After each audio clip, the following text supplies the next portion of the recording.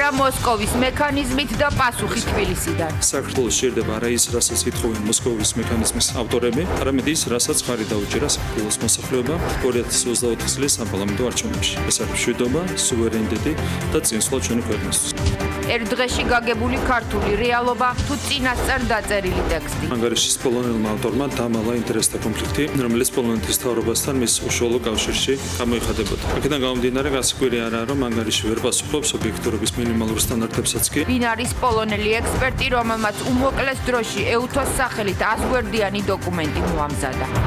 რა ხდება ოპოზიციაში? კრიზისიდან გამოსავალი არის დიალოგი. ლელოს ფერისცვალება, ხელისუფლებასთან მოლაპარაკების სურვილი და კრიტიკა ყველა მხრიდან. გვესმის, რომ ციხემ შეიძლება ადამიანები გატეხოს. შალმიშელი 2 არ იქნება. ძველი და ახალი ნაციონალების კოალიცია. რეჟიმი, რომელსაც ხელისუფლებაში დაბრუნება უნდა. პრობლემა არის არა ის, რომ პოლიტიკური დიალოგი არ არსებობს, პრობლემა ის არის, რომ ითხოვენ პოლიტიკურ დიალოგს, კონსტიტუციის დამრღვევები და სისხლის სამართლის დამნაშავება. ნატოს ბზარი. ჩვენ მზად ვართ დიპლომატიური არხებით დავეხმაროთ ჰორმუზის სრუტეში უსაფრთხო ნავიგაციის აღდგენას, თუმცა სამხედრო მონაწილეობა გამორიცხულია. ტრამპის თხოვნა, რომელიც ულტიმატუმს უფრო ჰგავს. თუ რეაგირება არ იქნება, ან თუ უარყოფითი პასუხი იქნება, ვფიქრობ, ეს ძალიან ცუდი იქნება ნატოს მომავლისთვის. ჰორმუზის სრუტე ჩრდილოატლანტიკური ალიანსისთვის გამოცდა ხდება. კიდევ ვიზგანელის, ვაშინგტონის, სპარსეთისა და ომანის ყურეებს შორის ვიწრო გასასვლელის უსაფრთხოების უზრუნველყოფას. ეთერშია კურიერი 9 საათზე. ნათია ლაზაშვილთან და დავით კაკულიასთან ერთად. თქვენ უყურებთ კურიერ 9 საათზე. დღეს 16 მარტია გიყვებით დღის მთავარ თემებსა და მოვლენებს საღამოშვიდობისა. თბილისი-მოსკოვის მექანიზმის არეშინია. პრემიერი აცხადებს, რომ არც როსტოვის და არც ბრიუსელის დოკუმენტი, სადაც ოჯახური ღირებულებები ბრჭყალებში წერია და რომელშიც არაერთი მიკერძოებული დასკვნაა საქართველოს ხელისუფლებისთვის ევრობიუროკრატიის მხრიდან პოლიტიკური შანტაჟის გაგრძელება. ვინ არის ტუსკის მთავრობასთან დაახლოებული პოლონელი ექსპერტი, რომელმაც ერთ დღეში გაიგო და გაანალიზა ქართული რეალობა და უმოკლეს დროში 100 გვერდიანი დოკუმენტი მოამზადა. პატრიცია გრჟებიკამ ეუთოს სახელით თავის ნამუშევარში ყველა ის ბრალდება ჩაწერა, რომლებიც წლებია ისმის უცხოელი აქტორებისა და ქართული ოპოზიციის მხრიდან. დასკვნა, რომელსაც ეუთოს 57 სახელმწიფოდან ხელს 24 აწერს, თავის დროზე რომ გამოაქვეყნებდა ზუსტად ასახავდა სააკაშვილის რეჟიმის რეალობას. თუმცა მათ მაშინ სხვა დავალება ჰქონდათ ნაციონალური მოძრაობის სისასტიკეზე თვალის დახუჭვა. ეჭვებს, რომ პატრიცია გრჟებიკა თბილისში წინასწარ დაწერილი ტექსტით ჩამოვიდა, მხოლოდ დოკუმენტის მოცულობა არ ამყარებს ტექსტში ყოველგვარი მტკიცებულების გარეშე არაერთი უსაფუძვლო ბრალდება, მათ შორის წერია, რომ საქართველოში ადამიანებს აწამებენ. ულტიმატუმებს შორის არის პირადობის დოკუმენტებში სქესის შეცვლის აკრძალვის გაუქმებაც. პოლონელმა ექსპერტმა ისიც კი არ იცის, რომ საქართველოს რესპუბლიკა აღარ არის დიდი ხანია მოსკოვის მექანიზმის ამუშავებას, ისევე როგორც საქართველოს მიმართ ბოლო წლებში აგორებულ კოორდინირებულ კამპანიას ქართული ოცნება საქართველოს დემოკრატიული სისტემის გამუდმებულ საბოტაჟს უწოდებს და ასახელებს იმ წითელ ხაზებსაც, რომელთაც ხელისუფლება არ გადაკვეთს. ეს ეხება ახალ კანონებსაც, თუმცა არის საკითხები, რომლებზეც საჯარო დისკუსიები გაგრძელდება. მშვიდობა, სუვერენიტეტი და ეკონომიკური წინსვლა, ეს სამი პრიორიტეტი დაასახელა დღეს ირაკლი კობახიძემ ბრიფინგზე. შოთა ფალავანდიშვილი განაგრძობს ამ თემაზე საუბარს.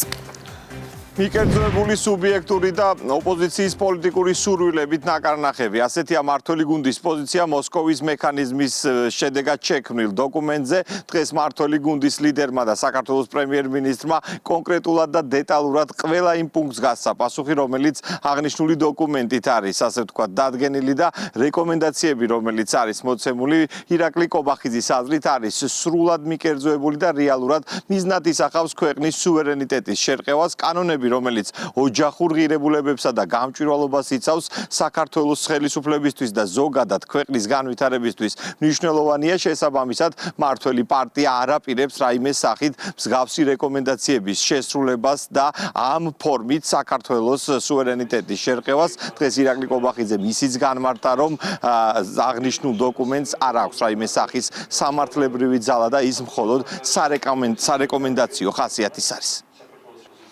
საქართველოს სჭირდება არა დემოკრატიული სისტემის გამუდმებული საბოტაჟი, არამედ კონსტიტუციური წყობილების გამართული ფუნქციონირება. გამჭვირვალობა, ოჯახური ღირებულებების დაცვა, მშვიდობა, ობიექტური მედია და სამართლის უზენაესობა. ეს ის საკითხებია, რომელიც პრემიერ-მინისტრმა დღეს მოსკოვის მექანიზმის საპასუხოდ გამართულ ბრიფინგზე ხელისუფლების პრიორიტეტებად დაასახელა. პრემიერის აზრით, ობიექტური გარემოებები აჩვენებს, რომ დასკვნა, რომელიც პოლონეთის ოფიციოსთან დაახლოებულმა პატრიცია გჟებიკმა მოამზადა, საქართველოს ინტერესების სწორედ ამ კუთხით დაზიანებას ისახავს მიზნად. გჟებიკი, რომელიც მსჯავრდებულ სააკაშვილის ლობიზმით დაკავებული პოლონური ისტებლიშმენტის ნაწილია, საქართველოს ხელისუფლებისთვის ობიექტურ დამკვირვებლად ვერცერთ კომპონენტში ვერ ჩაითვლება. საქართველოს შეიძლება არა ბუნდოვანება, არამედ გამჭვირვალობა. საქართველოს შეიძლება არა ტოტალური LGBT პროპაგანდა, არამედ ოჯახური ღირებულებებისა და არასრულწლოვანთა ინტერესების დაცვა. საქართველოს შეიძლება არა მუდმივი ქაოსი და არეულობა, არამედ მშვიდობა და სტაბილურობა. საქართველოს შეიძლება არა სიცრუე და სიზულვილი, არამედ ობიექტური მედია. საქართველოს შეიძლება არა უმცირესობის ძალადობა უმრავლესობაზე, არამედ უმრავლესობის დემოკრატიული მმართველობა. საქართველოს შეიძლება არა კრიმინალი პოლიტიკაში, არამედ სამართლის უზენაესობა სახელმწიფოში. საქართველოს შეიძლება არა ის, რასაც ითხოვენ მოსკოვის მექანიზმის ავტორები, არამედ ის, რასაც ხარი დაუჭირა საქართველოს მოსახლეობამ 2024 წლის საპარლამენტო არჩევნებში. ეს არის მშვიდობა, სუვერენიტეტი და წინსვლა ჩვენი ქვეყნისთვის. საქართველოს ხელისუფლება მოქმედებს და მომავალშიც იმოქმედებს ქართული ხალხის ნების შესაბამისად. მთავრობის კანცელარიაში ამ თემაზე გამართულ სპეციალურ ბრიფინგზე პრემიერმა დეტალურად მიმოიხილა გჟებიკის მიერ დაწერილი 8-ვე რეკომენდაცია. კობახიძის თქმით, ლგბტ პროპაგანდისა და გაუმჭვირვალე ტრანზაქციების პრევენციისთვის შექმნილი კანონმდებლობის გაუქმების მოთხოვნა სუვერენიტეტის ხელყოფის პირდაპირ მცდელობა. პრემიერმა დღეს ისიც თქვა, რომ საპოლიციო ღონისძიებების დროს არსებული გადაცნომების აღმოფხვრა სახელმწიფომ გასული წლის 4 ოქტომბერს უკვე დაამტკიცა. პოლიტიკური მიკერძოებით წინასწარ დაწერილი დასკვნის გათვალისწინებას კი ხელისუფლება არ დაუშვებს. საქართველოში ტარდება დემოკრატიული არჩევნები, რაც 2020-2024 წლებში უთოდინმაც მკაფიოდ დაადასტურა, რის გამოც ეს უკანასკნელი რადიკალურმა ოპოზიციამ უხეშად და შეურაცხყოფელი ფორმით გააკრიტიკა. საარჩევნო კანონმდებლობა სრულ შესაბამისობაშია დემოკრატიული არჩევნების პრინციპებთან და საერთაშორისო სტანდარტებთან. გამჭვირვალობის შესახებ კანონმდებლობა, მათ შორის კანონი უცხოური გავლენის გამჭვირვალობის შესახებ, კანონი გრანტების შესახებ და ეგრეთ წოდებული ფარა, რომელიც ამერიკული კანონის სიტყვასიტყვით თარგმანია, სრულ შესაბამისობაშია სამართლებრივ პრინციპებთან და დემოკრატიულ სტანდარტებთან. აღნიშნულმა კანონმდებლობამ სახელმწიფოს ხელი შეუწყო ქვეყნის დამშვიდებაში, მას შემდეგ, რაც მას გარეთ დაფინანსებით ორგანიზებული რევოლუციის რამდენიმე ძალადობრივ მცდელობასთან გამკლავება მოუხდა. შესაბამისად, გამჭვირვალობის შესახებ კანონმდებლობის მოქმედებას ქვეყნის სტაბილური დემოკრატიული განვითარებისთვის გადამწყვეტი მნიშვნელობა ენიჭება. ოჯახური ღირებულებებისა და არასრულწლოვანთა დაცვის შესახებ კანონი უპირისპირდება LGBT პირის მიერ არასრულწლოვანის შვილად აყვანას ან მინდობით აღზრდას, სქესის შეცვლის მიზნით სამედიცინო манипуляციის გამოყენებას, პირადობის დამადასტურებელ დოკუმენტში სქესის შესახებ ჩანაწერის თვითნებურად შეცვლას, საგანთვალო დაწესებულებებში ან მედიის მიერ არატრადიციული ურთიერთობების პოპულარიზაციას და სხვა. ეს კანონი სრულ შესაბამისობაშია სამართლებრივ პრინციპებთან და მისი გადახედვის არავითარი საფუძველი არ არსებობს. ძალადობრივი მიტინგების დროს დაფიქსირდა სამართალდამცავი ორგანოების წარმომადგენლების მიერ არაპროპორციული ძალის გამოყენების რამდენიმე შემთხვევა, რომელიც სისხლის სამართლის დანაშაულის ნიშნებსაც შეიცავდა.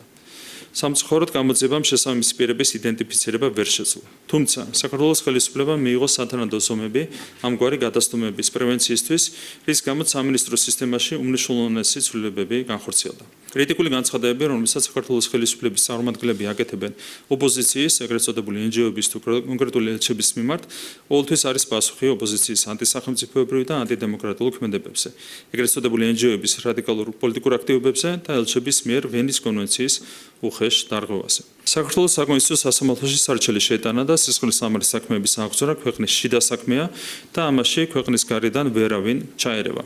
საქართველოში სამართლის უზენაესობა, პოლიტიკური კონიუნქტურას არც მომავალში დაექვემდებარება და მყარად იქნება დაცული.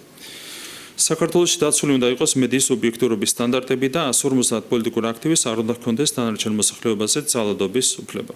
აქედან გამომდინარე, შესაბამისი კანონმდებლობა არათუ არ უნდა გაუქმდეს, არამედ ზედმიწევნით ახსოვდება. დოკუმენტის პოლონელი ავტორის ობიექტურობის უაპელაციოდ სჯერა ქართულ ოპოზიციას. ტექსტის გამოქვეყნებიდან 5 დღეში მათი უმრავლესობა ღიად აცხადებს, რომ აქვთ გეგმა სხვადასხვა საერთაშორისო ტრიბუნალთან საქართველოს ხელისუფლების წინააღმდეგ იმუშაონ. ოპოზიცია არც იმას მალავს, რომ ეგრეთ წოდებულ დამოუკიდებელ ექსპერტთან წარსულშიც აქტიურად თანამშრომლობდნენ. ვიღებთ პასუხისმგებლობას, რომ მოსკოვის მექანიზმის ანგარიში ჩაწერილი ძალიან კონკრეტული ინიციატივები მოვიდეს მოქმედებაში. ჩვენ მუშაობთ ჩვენ საერთაშორისო პარტნიორებთან იმისთვის, რომ მათ მიმართონ ჰააგის სასამართლოს შესაბამისი წარდგინებით პროკურორის ოფისმა დაიწყოს გამოძიება. დაამარცხდა ქართული ოცნება საერთაშორისო სამართალთან. ფაქტოლოგია არსებობს და დაელოდონ იმ מחვილის ჩამოვარდნას, რომელიც მათ თავს არის დაკიდებული როგორც დამოკლეს მახვილი. ახლა რაც არ უნდა ეცადოს ოცნება ამ კონკრეტული დასკვნის გაუფასურებას, რაც არ უნდა ეცადოს იმას, რომ ეს დაიყვანოს კონკრეტულ ინდივიდების დონეზე, ეს ნამდვილად ასე არ არის. ნებისმიერი მცდელობა საერთაშორისო სასამართლოში საქართველოს წინააღმდეგ მარცხისთვის არის განწირული.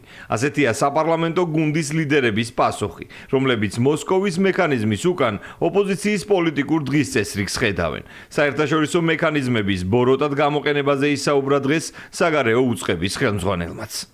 მარტივი რამ არის ხდება საერთაშორისო ორგანიზაციის, მათ შორის საერთაშორისო ორგანიზაციის ფარგლებში არსებული მექანიზმების გამოყენება ძალიან ვიწრო პოლიტიკური მიზნებისთვის. რამდენიმე დღიანი შიდა პოლიტიკური დღის წესრიგი, რომ შეიქმნა, სხვა რო აღარაფერი აღარ დარჩენიათ, არის ეს. სადაც კი საქართველოს დაუპირისპირდნენ მათ შორის ზოგიერთი ევროპელი ძალები საერთაშორისო სასამართლოში ყველგან დამარცხდნენ. ყველგან განურჩევლად. სტრასბურგის სასამართლოში ბრიუსელი დამარცხდა სააკაშვილის საქმეზე, მელიას საქმეზე, გვარამიას საქმეზე, რუსთავიორის საქმეზე. ასევე დამარცხდნენ არბიტრაჟებში საქართველოსთან თაღლითური სქემებისთვის, რომელიც ლელოს ხელმძღვანელობას ჰქონდა აწყობილი, დამარცხდა ყველა არბიტრაჟში. ასე რომ საერთაშორისო სასამართლოში თუ ვინმეს უნდა წასვლა, ვინმეს თუ ფიქრობს ასეთ რაღაცეებზე, იცოდეს რომ დამარცხდება ყველგან. ეს არის ნაკარნახევი იმ პოლიტიკური ანგაჟირებით, იმ ვიწრო პოლიტიკური ანგაჟირებით, რომელსაც სამწუხაროდ დღეს წარმოადგენს თუნდაც ის ადამიანი, რომელიც კიდევ ერთხელ გამეორდები პირდაპირ აფილირებულია იმ ხელისუფლებასთან, რომელი ხელისუფლებაც რეზოლუციაზე ავტორობდა და მეშვიდე თუ მერვე რეზოლუცია, ეს გაჩალისფასებული რეზოლუციები მიღებული ჩვენი ქვეყნის წინააღმდეგ, სადაც მიხეილ სააკაშვილი პოლიტპატიმრად არის მოხსენიებული. ეუთოს მოსკოვის მექანიზმი რომ სუბიექტურად დაიწერა, ამაზე დღეს შინაგან საქმეთა მინისტრის მოადგილემაც ისაუბრა. ალექსანდრე დარახველიძემ განმარტა, რომ დასკვნის ავტორმა უწყების მიერ მიწოდებული ყველა ობიექტური მტკიცებულება უგულვებელყო. პოლიციელების მძიმე დაზიანების ფაქტები კი საერთოდ დამალა. მოსკოვის მექანიზმის წარმომადგენლები, რომელიც იმყოფებოდნენ შინაგან საქმეთა სამინისტროში, მათ წარუდგინეთ ჩვენ იმ აქციის მიმდინარეობის ვიდეო მასალა და თავადვე აღიარეს, რომ ეს აქცია იყო ძალადობრივი ხასიათის და ეს ჩანაწერი არსებობს შინაგან საქმეთა სამინისტროში. შესაბამისად, როცა არის აქცია ძალადობრივი, ადგილი აქვს სახელმწიფო უწყებებზე თავდასხმას და თქვენ კარგად ნახეთ, რომ საქართველოს პარლამენტის შენობა ფაქტობრივად გადამწვარი იყო აქციის მოზავადე მონაწილეების მხრიდან. მოსკოვის მექანიზმის ამუშავების ინიციატორი 23 ქვეყანა იყო. საბოლოო დასკვნას ორგანიზაციის 57 წევრიდან მხოლოდ 24 შეუერთდა. საქართველოს წინააღმდეგ მომზადებული დოკუმენტი შეერთებულმა შტატებმა, საფრანგეთმა და რეგიონის ქვეყნებმა არ გაიზიარეს. პოლონელ ექსპერტ საქართველოში ქართველი კოორდინატორი წავდა, მაგალითად ოპოზიციონერი აქტივისტი დავით კაცარავა ნაწყენია, რომ უჩან ანუაშვილი მას მოსკოვის მექანიზმის ფარგლებში გამოკითხვას დაპირდა, თუმცა შემდეგ მას არავინ აღარ დაკავშირებია. ეს კიდევ ერთი მტკიცებულება, რომ ის რაც გარედან საქართველოს მიმართ ხორციელდება, ქართველების ხელით ხდება. ყოფილი სახალხო დამცველი ერთ-ერთია იმ NGO-ები, რომელიც რეგულარულად ფინანსდება უცხოელი დონორების მხრიდან. უჩან ანუაშვილი ასევე ერთ-ერთი რესპონდენტი იყო BBC-ისთვის, რომელმაც საქართველოს პირველი მსოფლიო ომის დროინდელი ქიმიური იარაღის გამოყენებაში დაადანაშაულა. ყოფილი სახალხო დამცველი კურიერის არათუ კითხებს ზარებსაც კი არ პასუხობს, არადა საინტერესო იქნებოდა კიდევ რომელი აქტივისტები შეურჩია უჩან ანუაშვილმა პოლონელ ექსპერტს და კიდევ ვინ უწევდა კოორდინაციას იმ დოკუმენტის შედგენას, რომლითაც პირველ რიგში საკუთარ ქვეყანას მიაყენეს რეპუტაციული ზიანი. დავით კაცარავას წამოწდენამ კიდევ უფრო ცხადი გახადა იმ ქართველების კვალი და როლი, რომლებიც პირველად არ არიან ჩართული იმ კოორდინირებულ კამპანიაში, რომელიც ქვეყნის გარეთ იგეგმება და იმართება. ვინ უწევდა ეუთოს მოსკოვის მექანიზმს კოორდინაციას საქართველოში? დავით კაცარავამ ერთ-ერთი მედია საშუალების ეთერში ღიად თქვა, რომ მას უჩან ანუაშვილი დაუკავშირდა და უთხრა, რომ მოსკოვის მექანიზმის ფარგლებში უნდა გამოეკითხათ.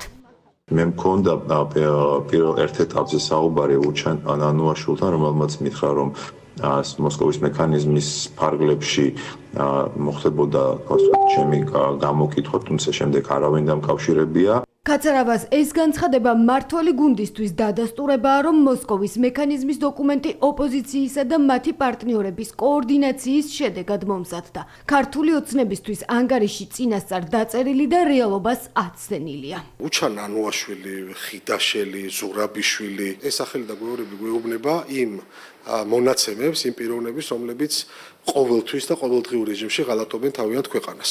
რატომ გაგიკვირდებათ, რომ აკოორდინირებენ აი ამ სრულ აბსურდს აქედან ჩვენი ქვეყნიდან კიდევ ერთხელ იმ დიპლომატიური ზოგიერთი დიპლომატიური კორპუსის წარმომადგენლების მხრიდან, ესე ვთქვათ, მხარში დგომით და გვერდში დგომით და აწვდიან ესეთ მასალებს, ესეთ ცრუ ტყუილებზე დაფუძნებულ მასალებს. ნანუაშვილი და სხვა არასამთავრობო ორგანიზაციები ღებულობდნენ მონაწილეობას, გეგმავდნენ თუ ვისთან უნდა ესაუბრა ჩამოსულ მივლინებით ჩამოსულ ადამიანს და ვისგან რა სახის დასკვნები უნდა მიიღო. ეს არ ითვალისწინებდა არანაირად საქართველოს სახელმწიფოს მიერ წარმოდგენილი არგუმენტების გათვალისწინება.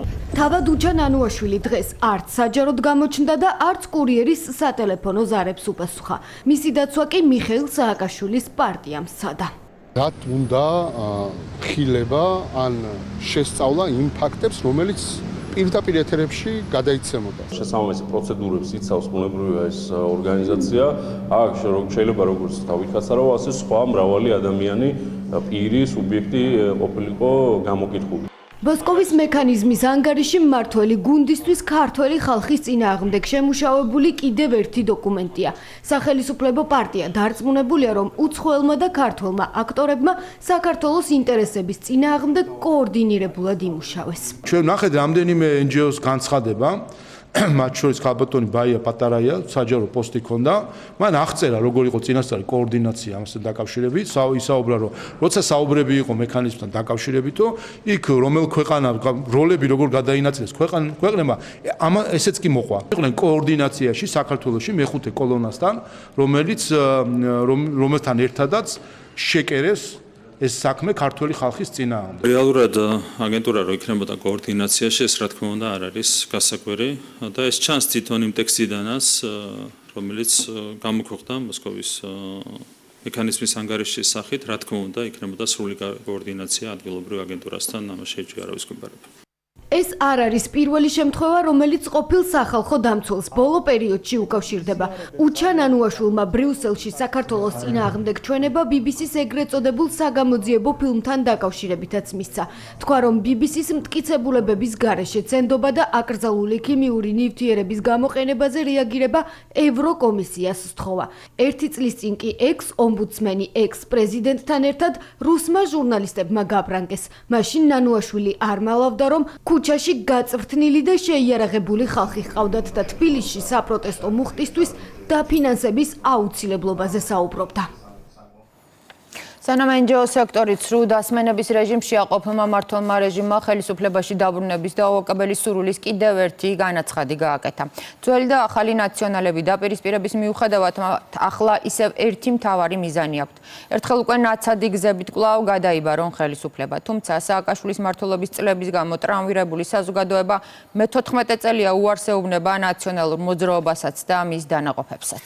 სხვა ტაქტიკა აირჩია ლელომ და გამოაცხადა, რომ მზადაა პასუხისმგებლიანი პოლიტიკური მოლაპარაკებები დაიწყოს ხელისუფლებასთან, რადგან პოლიტიკური კრიზისიდან გამოსავალი არის შეთანხმება. მამუკა ხაზარაძის პარტია ნაციონალების ალიანსისთვის წამში მოღალატე გახდა. დღეს იგივე ეპითეტები ისმის ლელოს მისამართით, რაც თავის დროზე ისმოდა გახარიას პარტიის მიმართ. მოკლედ, ოპოზიცია კვლავ ერთმანეთის ოპოზიციაშია. ქართული ოცნება კი აცხადებს, რომ სისულელების ლაპარაკის დემოკრატიის პრინციპების ნაწილია. გვესმის, რომ ციხემ შეიძლება ადამიანები გატეხოს, მაგრამ ჩვენ ახლა ქართული ხალხის ინტერესების ღალატის უფლება არ გვაქვს. სრულიად გაუგებარია ეს განცხადება, ჩვენ მას არ ვეთანხმებით. შალმიშელი 2 არ იქნება. ხელისუფლებასთან შესაძლო მოლაპარაკების იდეა ოპოზიციაში განხეთქილების მიზეზი გახდა. ნაციონალური მოძრაობის ყოფილი და მოქმედი წევრების რეაქციამ ლელო ოპოზიციის ოპოზიციაში გადაიყვანა. ერთი მაგიდის გარშემო დასხდომის და დიალოგის დაწყების სურვილის გამო ხაზარაძე ჯაფარიძე მაშველი რგოლის ფუნქციის შესრულებაში დაადანაშაულეს.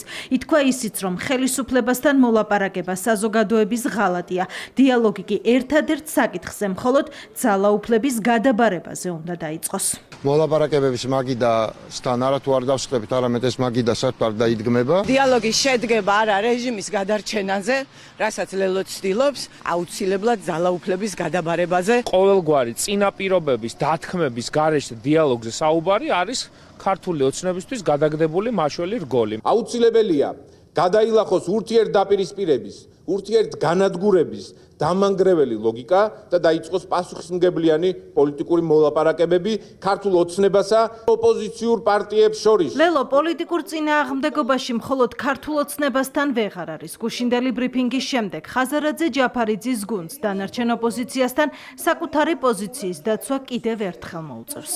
კრიზისიდან გამოსავალი არის დიალოგი ორ მთავარ ძირითად საკითხზე. ეს არის პოლიტპატიმრების გათავისუფლება და ახალი სამართლიანი საპარლამენტო არჩევნები. მე მგონი ლელოს ცდილობს თავი დაიხსნა საკონსტიტუციო სარჩელისგან, ეს მოახერხა თავის დროს გახდეს პარტიამ, როდესაც შევიდა პარლამენტში, თუმცა მე მეეჭვება რომ მათ თავი დაიხსნან. ხაზარაძე ჯაფარიძის პარტიამ პასუხი მთავარი ადრესატებისგანაც მიიღო იმ ძალებთან, რომლებსაც კონსტიტუციასთან და სისხლის სამართლის კოდექსთან პრობლემები აქვთ, სასაუბროც არაფერია. ასეთია ქართული ოცნების ლიდერების პასუხი. მე პირველ რიგში დავალოდებოდი საკონსტიტუციო სასამართლოს გადაწყვეტილებას კონკრეტულ პარტიებთან დაკავშირებით, მათ შორის ლელოსთან დაკავშირებით და ამის შემდეგ შეიძლება მივიღოთ გადაწყვეტილება დიალოგის შესახებ. ნაცმოძრაობა, ახალი ლელო გახარია, ყველა სხვა ესენი არიან სინამდვილეში ერთი ძალა და მათ აერთიანებთ ერთი საერთო რამ.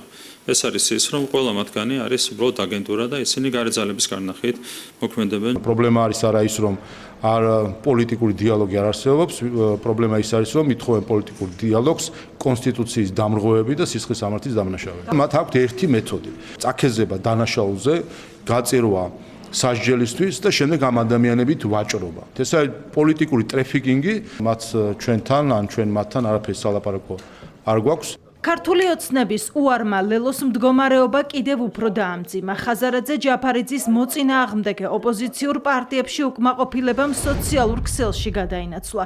ზურა ჯაფარიძემ ლელოს სიტუაციის გააზრების უნარი დაუწუნა. საქმეში ციხიდან ჩაერთო მიხეილ სააკაშვილი. მსჯავრდებულმა ყოფილმა პრეზიდენტმა ხაზარაძე ჯაფარიძის გუნდს ტაქტიკის შეცვლა მოსთხოვა. მეგობრებო ლელოდან, შეწყვიტეთ შტრაიკბრეხერობა, ნუ თუ თქვენმა საკუთარმა გამოცდილებამ არაფერი გასწავლათ. ვინც იბრძვის, ის იმარჯვებს და არა ის, ვინც მუხლებზე დამდგარი იხვეწება შეწყალებას. 10-მდე ადამიანთან მომიწია მტკიცება, რომ ლელოს განცხადება არ იყო ბიძინასთან შეთანხმებული თამაში. ვისაც ვერ ვარწმუნებდი, ყველას ვთხოვე დალოდებოდნენ დღევანდელ დილას და ოცნების პასუხს, აგერ პასუხიც. საპარლამენტო უმრავლესობისთვის ოპოზიციაში არსებული ვითარება კიდევ ერთი დადასტურებაა, რომ ოპონენტების დიდი ნაწილი პოლიტიკურ ილუზიაში ცხოვრობს. ქართულ ოცნებაში აცხადებენ, რომ ულტიმატუმის ენით საუბარი უშედეგო იქნება და როდესაც ზოგიერთი ოპოზიციონერი ხელისუფლების ძალაუფლების გადაბარებაზე აკეთებს აქცენტს, არასერიოზულად გამოიყურებიან. ერთმანეთის დაჭმაზე გადასული ცალკეული პირები ულტიმატუმებს გითვლიდნენ, ამას ულტიმატუმად ვერ ჩავთვლით. თავს იმხნევებენ და თავის მომხრეებს ამხნევებენ თითქოს რამეს წარმოადგენენ. ესეთ საუბრები, როდესაც არის მხოლოდ ხელისუფლების გადაბარებაზე ვაპირებთ საუბარს, არ ვიცი, ღიმილის მონგრელია ამაზე საუბარი. ჩვენ დიალოგის მაგიდიდან არასდროს გავქცეულ ვართ. ქართულ ოცნებას არ უთქვას უარი არჩევნებზე, ქართულ ოცნებას არ უთქვას უარი საკუთარ მანდატებზე, ქართულ ოცნებას არ უცდია ხელისუფლების ძალადობით დამხობა და ქართულ ოცნების წარმომადგენლებს არ უცდიათ სასამართლოების დაწვა და პარლამენტის დაწვა და პოლიციელების დაწვა. ასე რომ აქ ყველაფერი ნათელია დიალოგს მაშინ აქვს აზრი, როდესაც დიალოგის მხარეები ერთმანეთს აღიარებენ, ერთმანეთს პატივსცემენ. მოლაპარაკებების მომხრეებსაც და მოწინააღმდეგეებსაც სახელისუფლებო პარტია შეახსენებს, რომ ნებისმიერ დიალოგს აქვს წინაპირობა და ეს პირველ რიგში დემოკრატიის პრინციპების აღიარებას და პატივისცემას გულისხმობს. რომეო მიქაუტაძეს 10 წელი თავისუფლების აღკვეთა მიესაჯა ეკონომიკის მინისტრის ყოფილ მოადგილეს, ასევე ჩამოერთვა დაახლოებით 6 მილიონი ლარის ღირებულების ქონება, მათ შორის ესპანეთსა და მცხეთაში არსებული სახლები. როგორც მისი, ასევე მისი მეუღლის კუთვნილი 3 ავტომობილი და ამოღებული ნივთები. მიქაუტაძეს ასევე ჩამოერთვა ნახიდურ ჰესის 15%-იანი წილი. მიქაუტაძე სასამართლომ წარდგენილ ყველა ბრალდებაში 9-ვე ეპიზოდში დამნაშავე ცნო. საუბარია უკანონო შემოსავლის ლეგალიზაციაზე, ფულის გათეთრებაზე, სამსახურებრივი უფლებამოსილების ბოროტად გამოყენებასა და სამეწარმეო საქმიანობაში უკანონო მონაწილეობაზე. განაჩენის გამოცხადებას არც რომეო მიქაუტაძე და არც მისი ოჯახის წევრები არ დასწრებიან. მოლოდინს რაც შეეხება ის ფაქტი, რომ დღეს არც რომეო მიქაუტაძე ესწრებოდა პროცესს და არც მისი არც ერთი ნათესავი და ოჯახის წევრი, იმას ნიშნავს, რომ მოლოდინი ახლა კი ჯერ კიდე საქმის საწყის ეტაპიდან იცოდნენ რა განაჩენი დადგებოდა ამ საქმეზე, თუ საპროცესოზე დათანხმდებოდა ბატონი რომეო, მას მოუწევდა ყველაფრის აღიარება ამ შემთხვევაში. თუმცა აქამდე საქმე არ მივიდა. სასამართლომ სრულიად გაიზიარა ბრალდების ხარის მტკიცებულებები და ყველა ბრალდებაში ცნო დამნაშავედ რომეო მიქაუტაძე მოგეხსენებათ მას ბრალი ედებოდა სხვადასხვა კორუფციულ დანაშაულში, ასევე უკანონო შემოსავლის ლეგალიზაციაში. გარდა ამისა, მას ჩამოერთვა სხვადასხვა ქონებები, უძრავი ქონებები, მათ შორის ესპანეთში მდებარე ბინა, ასევე 3 ავტომანქანა, ასევე ჩამოერთვა ძვირადღირებული საათები, ოქროს ზოდები, მონეტები. გარდა ამისა, ჩამოერთვა შეპესე ნახიდური ჰეში 15%-იანი წილი, რომლის ღირებულება იმ პირობებში, რომ ჯერ ჰესი ამუშავებული არ არის, შეადგენს 1,500,000 ლარს. კანონის მიხედვით ზოგადად საპროცესო შეთანხმება ფორმდება აპელაციაშიც, თუმცა დღეს ისეთი მოცემულობაა, რომ არ აღიარებს ბრალდებული ჩადენილ დანაშაულს. წინა პროცესზე მან გააჟღერა პოზიცია, რომ განცხადება შემოიტანა, თუმცა რეალობა იყო სხვა. მთელი 4 საათის განმავლობაში საუბრობდა, რომ ის მართალია. ამ პირობებში ბუნებრივია საპროცესო შეთანხმების გაფორმება არ ხდება. ნატოს ბზარი ტრამპის თხოვნა, რომელიც ულტიმატუმს უფრო ჰგავს ჰორმუზის სრუტე ჩრდილოატლანტიკური ალიანსისთვის გამოცდა ხდება. ვაშინგტონის, სპარსეთისა და ომანის ყურეებს შორის ვიწრო გასასვლელის უსაფრთხოების უზრუნველყოფას 7 ქვეყანას თხოვს, მათ შორის 4 ნატოს წევრია. მათმა ნაწილმა უკვე გამოაცხადა, რომ ახლო აღმოსავლეთის ომი მათი ომი არაა. დონალდ ტრამპი ჯერ იმახსოვრებს და მხოლოდ საბრძოლო მოქმედებების დასრულების შემდეგ გამოჩნდება, როგორ აისახება ეს დასავლეთის სამხედრო ალიანსის ერთიანობაზე, იმ პოლიტიკური ლიდერების მომავალზე, რომლებსაც ვაშინგტონის სტრატეგიულ პარტნიორად უფრო ნაკლებად განიხილავს. ალიანსი კი თან ავტობის მაღალი ფასებითაა შეშფოთებული და თან არ უნდა სამხედრო ოპერაციაში ჩართვა. თავის ფლოტს სპარსეთის ყურეში არ გაგზავნის არც გერმანია, არც ესპანეთი და არც იტალია. ბრიტანეთი ფიქრობს, მაგრამ არ უნდა. სანამ ისლამურ რესპუბლიკას სატრანსპორტო არტერია ბლოკირებული აქვს, ნავთობზე ფასი ყოველდღიურად იზრდება. ბარელი $105 გახდა, რაც საკუთარ თავზე განსაკუთრებით მწვავედ იგრძნო ევროპამ. დონალდ ტრამპი მზადაა პეკინსაც კი ესაუბროს, მაგრამ ირანში გაჭიანურებული ოპერაციის გამო შესაძლოა დონალდ ტრამპის შეხვედრა სი ძინპინთან გადაიდოს. ირანის საჰაერო თავდასხმის სამიზნე ამჯერად თელ-ავივის გარეუბანი გახდა. რიშონ ლეციონში კასეტური რაკეტის ჩამოვარდნას მასშტაბური ნგრევა მოჰყვა. განადგურებულ საცხოვრებელ სახლებთან ახლა მეხანძრე მაშველები და მედიკოსები მუშაობენ. დარტყმებს ახორციელებს ისრაელიც. აფეთქებების ხმა ისმოდა თეირანში, შირაზსა და თავრისში. სამიზნე ისლამური რევოლუციის გუშაქთა კორპუსის და ბასიჯის შტაბ-ბინები იყო. ცახალის განმარტებით ირანის ხელისუფლება ობიექტებს ისრაელის წინააღმდეგ მიმართული ოპერაციებისთვის იყენებდა. ჩვენი საბრძოლო სტრატეგია მკაფიო და თანმიმდევრულია. ირანში ათასობით სამიზნე გვაქვს შერჩეული და ეს სია ყოველდღიურად იზრდება. რეჟიმი უკვე დასუსტებულია და ჩვენ ამ პროცესს ბოლომდე მივიყვანთ. ისრაელის არმიის სარდლობამ ლიბანში მიმდინარე სახმელეთო ოპერაციის გაფართოების გადაწყვეტილებაც მიიღო. ცახალის 91 რეგიონული დივიზია ქვეყნის სამხრეთ-აღმოსავლეთ სექტორში შაბათს გვიან ღამით შევიდა. მიზანი სასაზღვრო ბუფერული ზონის გაფართოება და რადიკალური დაჯგუფების ჰეზბოლას ინფრასტრუქტურის განადგურებაა. პრემიერ-მინისტრმა ბენიამინ ნეთანიაჰუმ და მე ისრაელის თავდაცვის ძალებს მივეცით ინსტრუქცია განადგურონ ტერორისტული ინფრასტრუქტურა ლიბანის სასაზღვრო სოფლებში. ეს აუცილებელია საფრთხეების აღსაკვეთად და ჰეზბოლას პოზიციებზე დაბრუნების პრევენციისთვის. ახლო აღმოსავლეთში ომის მე-17 დღეს რთული ვითარებაა ჰორმუზის სრუტეშიც. წყალქვეშა ნაღმებისა და საჰაერო დარტყმების საფრთხის გამო სტრატეგიულ დერეფანს, რომელზეც მსოფლიო ნავთობ ვაჭრობის 20% მოდის, თეირანი ვაშინგტონის წინააღმდეგ ეკონომიკურ ბერკეტად იყენებს. შექმნილი ვითარების გამო დონალდ ტრამპი მოკავშირეებს მოუწოდებს სპარსეთის ყურეში ნაღმსაწინააღმდეგო ხომალდები გაგზავნონ, რადგან მისი განმარტებით ევროპას ამ ტიპის შეიარაღების უფრო დიდი რესურსი აქვს ვიდრე ვაშინგტონს. Financial Times-თან ინტერვიუში ტრამპმა ისიც თქვა, რომ თუ შტატებს მოკავშირეები ჰორმუზის სრუტის დაცვაში არ დაეხმარებიან, ჩრდილოატლანტიკურ ალიანსს ძალიან ბნელი მომავალი ელის. კარგი იქნებოდა თუ სხვა ქვეყნებიც ჩვენთან ერთად უზრუნველყოფენ იქ უსაფრთხოებას. შეიძლება ითქვას, რომ ჩვენ იქ ყოფნა საერთოდ არ გვჭირდება, რადგან საკუთარი ნავთობი საკმარისზე მეტი გვაქვს. ვაშინგტონიდან სამხედრო კამპანიაში ჩართვის შეთავაზება ამერიკის ევროპელი მოკავშირეებისთვის მიუღებელია. ევროპულ დედაქალაქებში გამორიცხავენ ჰორმუზის სრუტის უსაფრთხოების საკითხის ნატოს ფორმატში განხილვას. ეს არ არის ჩვენი ომი, ის ჩვენ არ დაგვიწყია. ჩვენი პრიორიტეტი დიპლომატიური გამოსავალი და პროცესის სწრაფი დასრულებაა. ტრამპის განცხადებას ირანის საგარეო საქმეთა სამინისტრო უკვე გამოეხმაურა. დიპლომატიურ უწყებაში განმარტავენ, რომ ენერგეტიკული დერეფანი მხოლოდ იმ სახელმწიფოების ხომალდებისთვისაა დახურული, რომლებიც ირანის წინააღმდეგ ამერიკის შეერთებული შტატების სამხედრო კამპანიაში მონაწილეობენ.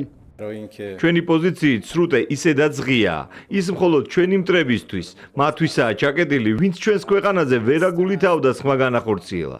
სამხედრო კონფლიქტის მესამე კვირას მსოფლიო ბაზარზე ნავთობის ფასები იზრდება. როიტერი წერს, რომ დღეს ბარელის ფასი $105-ია. სააგენტოს ინფორმაციით, ჯამში მიმდინარე თვეს ამ ტიპის ბუნებრივი რესურსი 40%-ით გაძვირდა, რაც 2022 წლის შემდეგ ყველაზე მაღალი მაჩვენებელია. ქვეყნებს ასანქცირებენ, მაგრამ რუკაზე ვერ პოულობენ. ევროპული მედიის ყურადღების ცენტრში ევროპარლამენტი და ევროპულ საკითხებში ემანუელ მაკრონის მინისტრთა კაბინეტის წევრი ბენჟამინ ჰადადია. ექსპერიმენტი ფრანგულმა ტელეარხმა TMC-მ ჩაატარა ვიდეოში, რომელიც ევროპარლამენტშია გადაღებული და კარგად ჩასრობ ჟურნალისტის თხოვნას მიუთითონ რუკაზე. ირანის მდებარეობა უხერხულ მდგომარეობაში აგდებს არაერთ ევროპარლამენტარს. ევროპარლამენტის წევრები, რომლებმაც ირანისთვის სანქციების დაწესებას მისცეს ხმა, მას რუკაზეც კი ვერ პოულობენ. ამ სათაურით გამოქვეყნებული ვიდეო მასალა სოციალურ ქსელში ვირუსულად გავრცელდა და მასში ისეთი ცნობილი დეპუტატები მონაწილეობენ, როგორებიც არიან ემა რაფოვიცი, ფაბიენ კელერი, მარი ტუსენი და დავით კორმანდია. სად არის ირანი? ამ კითხვაზე პასუხი რიგით მოქალაქეებს, რომ ვერ გაიცათ, ალბათ გასაკვირი არ იქნებოდა. თუმცა ირკვევა, რომ ისინი, ვინც რუკაზე ვერ არჩევენ, სად არის ირანი, ევროპარლამენტარები არიან. თან ის დეპუტატები, რომლებიც ისლამური რესპუბლიკისთვის სანქციების დაწესებას ითხოვენ. უფრო სწორედ საპარლამენტო ინიციატივის შემოსვლის შემთხვევაში ხელს მწვანე ღილაკზე აჭერენ და ამით სხვა ქვეყნის ბედს წყვეტენ. ევროპელი პოლიტიკოსები რუკაზე ქვეყნების პოვნაში რომ მოიკოჭლებენ, სამაგიეროდ კი მითითებებს მარტივად გასცემენ. ამაზე დღეს საქართველოს პარლამენტის თავმჯდომარე მისაუბრა. მართველ გუნდში დღეს კიდევ ერთხელ განმარტეს, რომ ევროდეპუტატები სხვისი მითითებით მოქმედებენ და მათ რეალურად სხვა სახელმწიფოებში არსებული ვითარების შესახებ ინფორმაცია არ აქვთ. ეს არის, ოდესაც უპასუხისმგებლო არაკვალიფიციური ადამიანების ხელში არის არა მხოლოდ ევროკავშირის ბედი და რას უშვებიან ევროკავშირს ამას ვხედავთ, არამედ მათ შორის სხვა ხალხების თუ ქვეყნების ბედი. ზუსტად ასეთივე იგივე ადამიანები, იგივე სახეები არიან, ვინც ღილაკს აჭერენ ხოლმე ანტიქართულ მტრულ რეზოლუციებს, ისე რომ არც კი ერკვევიან შინაარსში. ევროკავშირი დღეს სამწუხაროდ არის იმ ძალების ხელში, რომელიც მას საბჭოთა კავშირად აქცევენ. ოპოზიცია საკითხის შეფასებისგან თავს იკავებს. ნაციონალური მოძრაობა ევროპის პარლამენტში ფრანგული მედიის მიერ დასმულ კითხვას რუსულ პროპაგანდას უწოდებს. გახარიას პარტიაში კი მხოლოდ ერთ რამეს აცხადებენ, რომ ევროპელი პარტნიორებისთვის გეოგრაფიის გაკვეთილებს ვერ ჩაატარებენ. ეს არის რუსული პროპაგანდისტული ნარატივი. ევროპარლამენტარების გეოგრაფიის მასწავლებლას ნამდვილად ვერ დავიწყებდა. სხვა რა პასუხი უნდა გაგცეთ ამ კითხვაზე. ევროპარლამენტარების ზოგადი განათლების მაჩვენებელი რეალურად პოლიტიკისადმი მათი დამოკიდებულების მაჩვენებელია უმრავლესობის წარმომადგენლებისთვის. საკანონმდებლო ორგანოში აცხადებენ, რომ სწორედ მსგავსი პრაქტიკით მუშაობენ ევროპელი პოლიტიკოსები საქართველოსთან დაკავშირებითაც. უბრალოდ კატასტროფაა, როდესაც ადამიანები მხარს უჭერენ კონკრეტულ რეზოლუციებს, კონკრეტულ ნაბიჯებს, აკეთებენ პოლიტიკურ განცხადებებს და რუკაზე ვერ პოულობენ უკრაინაზე სამჯერ უფრო დიდ ქვეყანას. რა თქმა უნდა, ეს კიდევ ერთხელ ხაზს უსვამს იმ სავალალო მდგომარეობას, რომელიც ახლა ევროპარლამენტშია.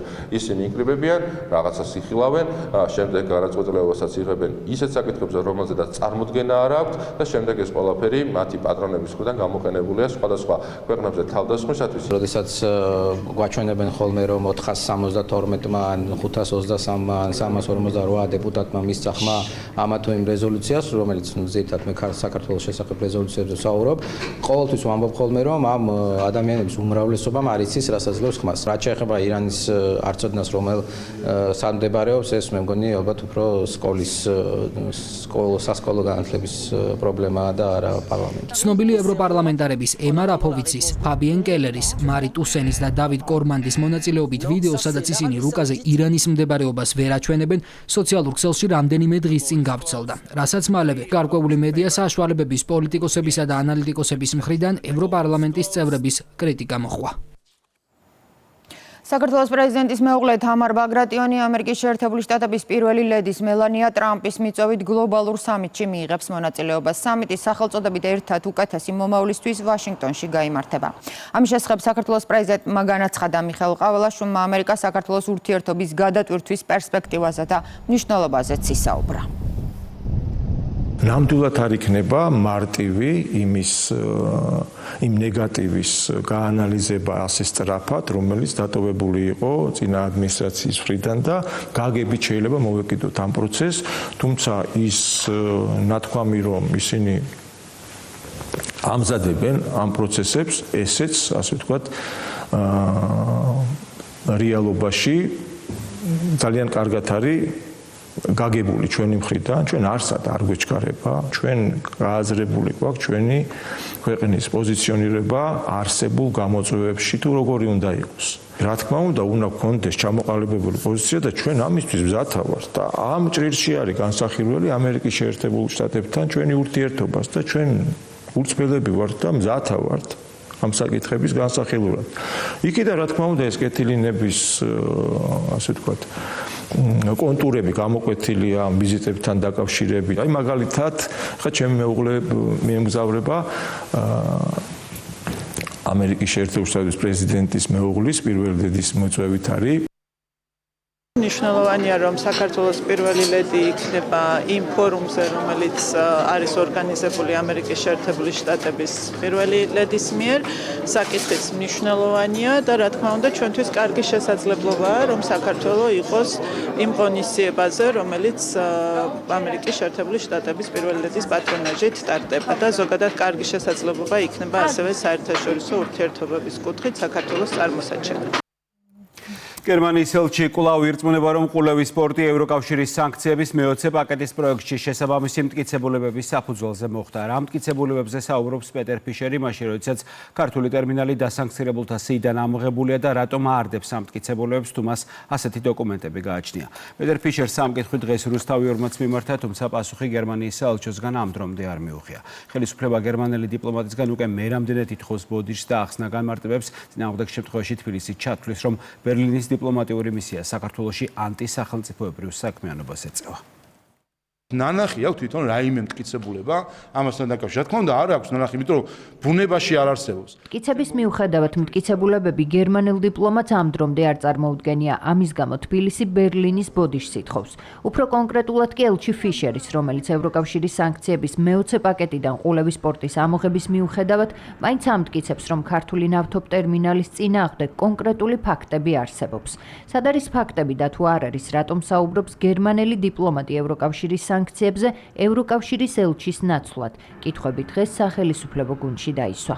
ევროკავშირს ყავს ელჩი თავისი აქ და არ სჭირდება მას გერმანიის და სხვა ქვეყნების მიშველება. საერთაშორისო სამინისტროში დაიბარეს ევროკავშირის ელჩი მაშინ და მოსთხოვებს მტკიცებულებები, ასევე კომუნიკაცია ქონა ბრიუსელთან, არც ერთი მტკიცებულება არ იქნა წარმოდგენილი, რომ საქართველოს რაიმე სანქცია დაარღვია. ეხლა ცდილობს ბატონი პეტერი, რომ ასე ვთქვათ, ვიცი, აქეთ გაღმა შემოგვედაოს კიდე იმის ნაცვლად, რომ ბოდიში მოიხადოს. რა მტკიცებულებებზე საუბრობს გერმანიის ელჩი. დიპლომატიური სამსახური დუმილს არ არღვევს და არც კურიერის შეკითხვებს პასუხობს. კითხვები კი ყულევის სპორტზე პეტერ ფიშერის განცხადების შემდეგ გაჩნდა. დიპლომატი იქზე წერს, რომ ნავთობ ტერმინალთან დაკავშირებით მისი პოზიცია უცვლელია. ციტირებს ბრიუსელის სპეციალური წარმომადგენლის წერილსაც, რომელიც დეივიდ ოსალივანმა მაკა ბოჭორიშვილს გაუგზავნა. კვლავ ადასტურებ ჩემს პოზიციას, რომ ყულევის სპორტი ფიგურირებდა ევროკავშირის ოფიციალურ წინადადებაში და მის მიმართ წარდგენილი იყო შესაბამისი მტკიცებულებათა პაკეტი. ყულევის სპორტი თავდაპირველად შეყვანილი იყო წინადადებაში, თუმცა მოგვიანებით მას შემდეგ გამოიღეს, რაც საქართველოს ხელისუფლებისგან და პორტის ოპერატორის სოკარისგან მივიღეთ შესაბამისი ვალდებულებები.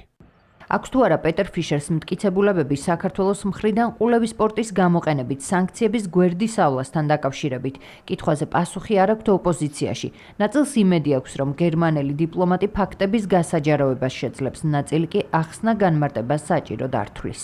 მტკიცებულებებს განიხილავს შესაბამისი უწყება, რომელიც ღებულობს ამ შემთხვევაში სანქციებს. დარწმუნებული ვარ, რომ გერმანიის ელჩი დამატებით განმარტებას გააკეთებს ესეთ მტკიცებულებების არსებობის შემთხვევაში. ელჩს ქართული ოცნება უკვე დიდი ხანია ვენის კონვენციის და დიპლომატიური ეთიკის დარღვევაში ადანაშაულებს. უმრავლესობა ფიშერის მხრიდან ითხოვს აღიაროს, რომ ქართულ პორტზე ქვეყნის რეპუტაციის დაზიანების მიზნით დეზინფორმაციას მიზან მიმართულად ავრცელებდა. ტყუილში ამხილეს და ახლა იმის სიმამაცეც არ ყოფნის, რომ ეს აღიაროს. თუ კი ვინმე ბრალდებას წამოაყენებს, დადოს მტკიცებულება. იმის იქით დანარჩენი არის манипуляცია, რასთან დაკავშირებითაც ასევე კანონი არ დაინდობს, რა თქმა უნდა, ყველა იმ ადამიანს, რომელიც შეგნებულად აზიანებს სახელმწიფოს რეპუტაცია. ფიშერის მდგომარეობა საკმაოდ ტრაგიკულია ჩვენს ქვეყანაში.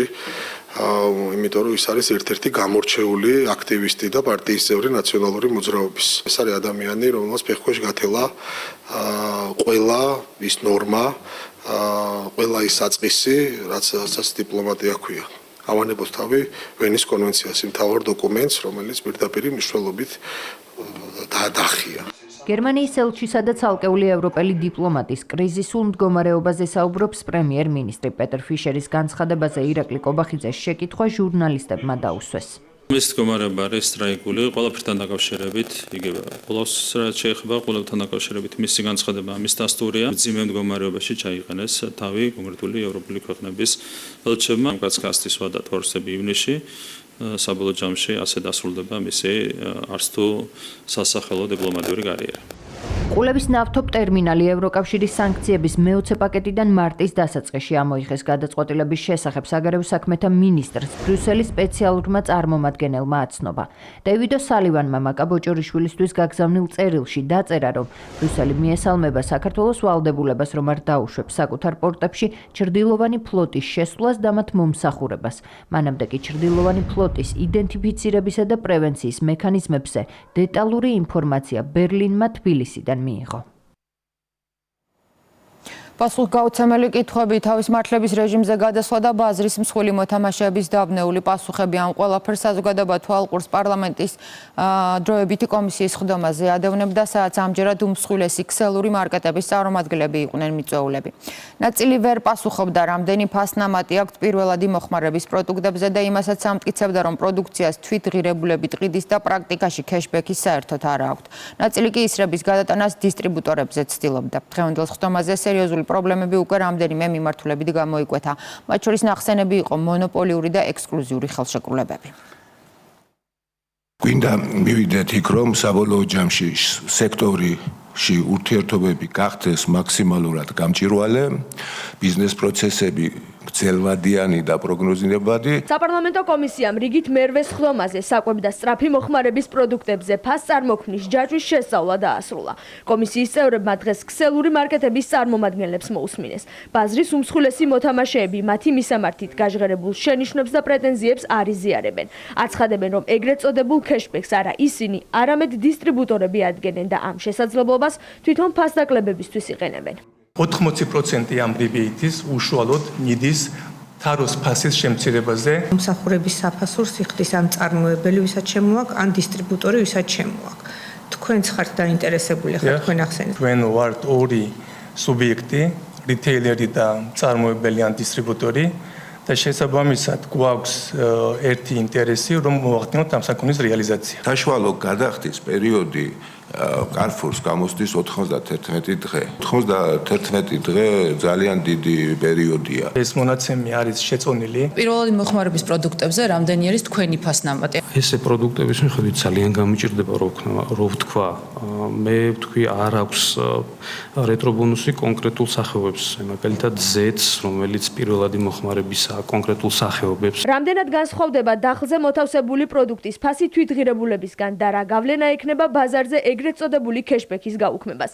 ქსელური მარკეტების ზოგიერთმა წარმომადგენელმა თქვა ისიც, რომ მომწოდებლებთან შეთანხმების შემთხვევაში ისინი მზად არიან ეგრეთ წოდებული ქეშბექი გაანულონ. მზად ხართ ნეტ ურთიერთობაზე გადახვიდეთ? მზად ვართ ხვალ და დავანულოთ თუ მომწოდებელი ამაზე წამოვა. და თუ მომწოდებელი ამაზე წამოვიდა, მაშინ მის პროდუქციას როგორ დადებთ აქციაზე? ან როგორი იქნება პრინციპი? არა, ზუსტად ისე ჩვენი მოგებიდან ვაკეთებთ აქციებს. 4 საათიან სხდომას არ ჩაუვლია საკვანძო საკითხებზე საუბრის გარეშე. კომისიის წევრებმა მსხვილი მარკეტების ხელმძღვანელებს კაბალურ შეთანხმებებზეც კითხეს. დეპუტატები დაინტერესდნენ, დათანხმდებიან თუ არა ბაზრის უმსხვილესი მოთამაშეები ევროპული სტანდარტების დანერგვას, რომელიც მხარეებს შორის საკონტრაქტო პირობებს განსაზღვრავს.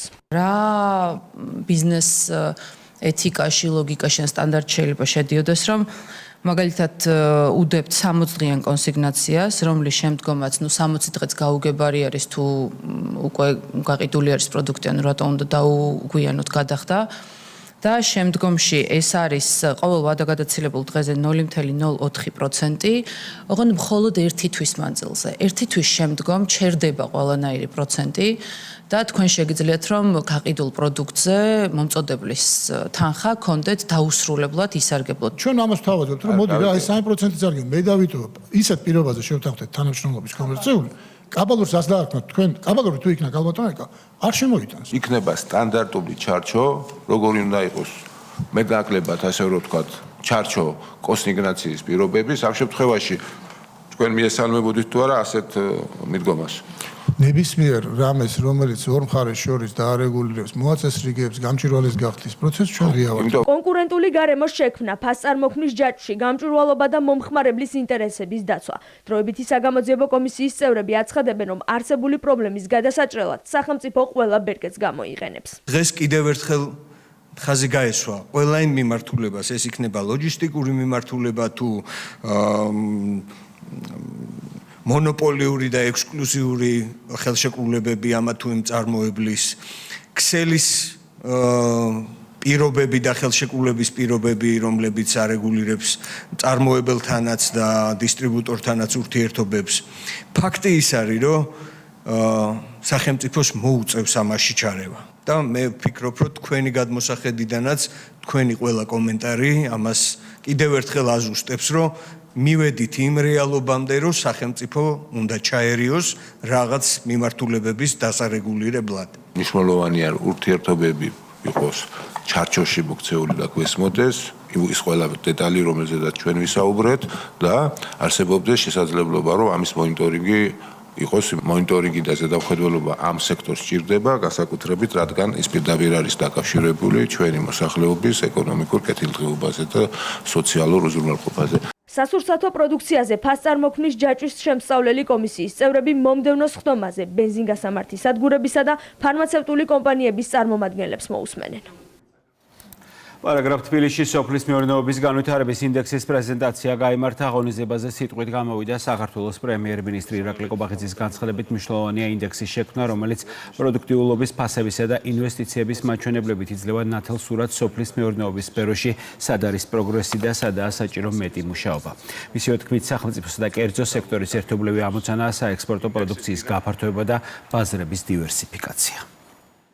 სოფლის მეურნეობა ჩვენი ეკონომიკის ერთ-ერთი უმთავრესი საყრდენი და რეგიონული განვითარების ამოძრავებელი ძალაა. სახელმწიფოს მიდგომა ამ სექტორის მიმართ არის მტკიცე და თანმიმდევრული.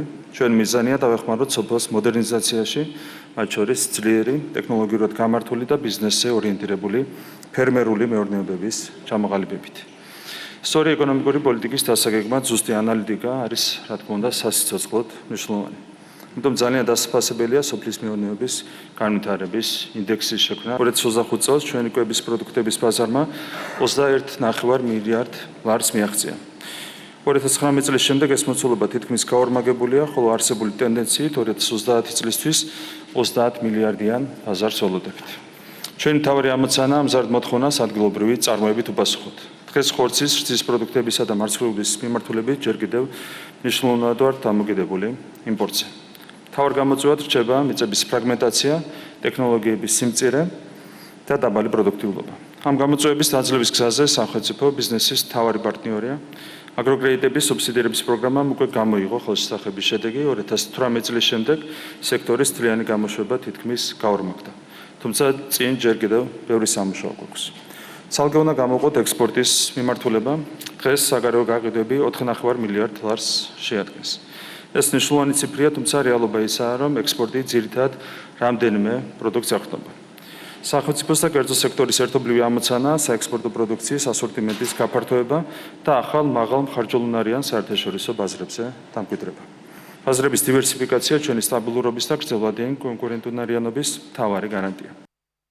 წლიდან წლამდე სოფლის მეურნეობის სექტორი სტაბილურად ვითარდება. ეს მაჩვენებელი იმ თანმიმდევრული პოლიტიკის შედეგია, რომელიც სოფლის მეურნეობის განვითარებას, სოფლის ეკონომიკის გაძლიერებას და ადგილობრივი წარმოების მხარდაჭერას ემსახურება. სწორედ ამიტომ აგრარული დარგის მხარდაჭერა სახელმწიფოს ერთ-ერთი მნიშვნელოვანი პრიორიტეტს წარმოადგენს. ბოლო წლებში მნიშვნელოვნად გაფართოვდა სახელმწიფო მხარდაჭერის პროგრამები, განვითარდა გადამამუშავებელი და სამაცივრო ინფრასტრუქტურა და გაიზარდა ინვესტიციების სექტორში. პროდუქტიულობის ზრდა კი შეუძლებელია ტექნოლოგიების და შესაბამისი ცოდნის გარეშე. განსაკუთრებული მნიშვნელობა აქვს ბიზნესის უფრო აქტიურ ჩართულობას, თანამედროვე ტექნოლოგიების დანერგვას და წარმოების ეფექტიანობას. ვიწყებთ უმნიშვნელოვანეს რეფორმას სოფლის განვითარების სააგენტოს საქმიანობის კარდინალური ცვლილებებით აპრილის თვიდან ჩვენი ფერმერებისა და დაინტერესებული ბენეფიციარებისთვის გამოცხადდება სასოფლო-სამეურნეო პროგრამების თვისობრივად ახალი მიმართულებები. ჩვენი მიზანია ქართული პროდუქტი კონკურენტუნარიანი გახდეს როგორც ჩვენს ქვეყანაში, ისე საერთაშორისო ბაზრებზე. საქართველოს ბანკის როლი ამ ინდუსტრიაში ძალიან აქტიურია. ჩვენ ყველანაირად ვცდილობთ, რომ ამ ინდუსტრიაში მოქმედ პირებს, ბიზნესებს ხარში დაუდგეთ და ვეთანამშრომლოთ იმისთვის, რომ განავითარონ და გააფართოვონ საკუთარი წარმოება. ჩვენი როლი ამ მიმართულებით იქნება, რომ გავაგრძელებთ ანალიტიკის დამუშავებას და წარდგენას საზოგადოებისადმი და ამ სექტორში მოღვაწე ყველა ბიზნესისათვის და სახელმწიფოსთვის, ვინაიდან ესეთი ტიპის ანალიტიკა მნიშვნელოვანია სწორი გადაწყვეტილების მიღებისთვის. ბრძოლის შემდეგ ბრძოლა კვლავ ტრიუმფატორია მსოფლიო კინოს მთავარი მოვლენის გამარჯვებული და 6 ოსკარის მფლობელი პოლ თომას ანდერსონის ფილმი გახდა. რეჟისორი ამ დრომდე 14 ჯერ იყო ოსკარზე ნომინირებული, თუმცა უშედეგოდ. დღეს ერთდროულად 2 ნომინაციაში გაიმარჯვა საუკეთესო რეჟისორი და საუკეთესო ადაპტირებული სცენარი. ამერიკული კინოაკადემიის წლევანდელ დაჯილდოებაზეც კვლავ ოსკარის გარეშე დარჩა ლეონარდო დიკაპრიო, რომელიც ბრძოლის შემდეგ ბრძოლაში მთავარ როლს ასრულებს. მას მაიკლ ბი ჯორდანმა აჯობა ცოდულებში განსახიერებული როლით. კინოკრიტიკოსების იმედი არ გამართლდა და ოსკარის ღირსი მამაკაცი საუკეთესო როლისთვის ვერ გახდა ვერც ტიმოთი შალამე. ბაფტას შემდეგ ამერიკული კინოკრიტიკოსების ჯილდო დაიმსახურა დოკუმენტურმა ფილმმა ბატონი არავინ პუტინის წინააღმდეგ. მისი 2 რეჟისორიდან 1 რუსეთიდანაა. პაվել ტალანკინმა დაჯილდოებაზე მისულ სტუმრებს რუსულად მიმართა და უკრაინის მხარდამჭერი მოწოდებები გააკეთა. ლოს-ანჯელესში ოსკარის რიგით 98 დაჯილდოებას არჩეულია სკანდალის გარეშე, რის გამოც ტიმოთი შალამე ოსკარის გარეშე დარჩა. One battle after another. 13 ნომინაცია და 6 ოსკარი. ყველაზე პრესტიჟული კინოდაჯილდოებების ტრიუმფატორი ბრძოლის შემდეგ ბრძოლა გახდა. ამერიკის კინოაკადემიამ წლის საუკეთესო ფილმად პოლ თომას ანდერსონის ნამუშევარი აღიარა.